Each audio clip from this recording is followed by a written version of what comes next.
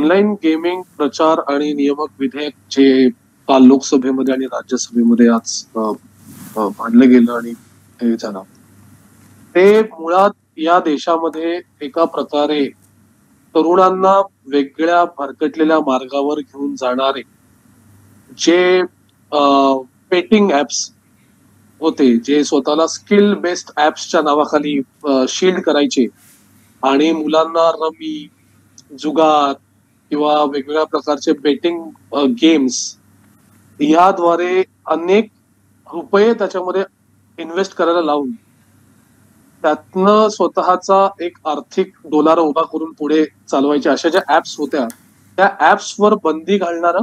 आणि त्याचबरोबर e sports आणि सोशल गेमिंग यांना प्रोत्साहन देणार असं हे विधेयक आज केंद्र सरकारने आपल्या संसदेमध्ये मांडलेलं आहे. मुळात काही लोकांना अशी गैरसमज होत आहे की याच्यामुळे सरसकट सगळेच ऑनलाईन गेम्स बंद होतील,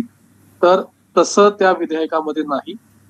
या गेम्समध्ये रिअल मनी म्हणजे पैसा हा एक महत्वाचा फॅक्टर आहे आणि त्यात पैसे लावून तो खेळ खेळायचा आहे. अशा सगळ्या गेम्सवर बंदी आणणार आणि त्याचबरोबर त्या गेम्सची जाहिरात करायला आणि त्या गेम्सचं प्रमोशन करायला बंदी घालणारं हे असं विधेयक आहे,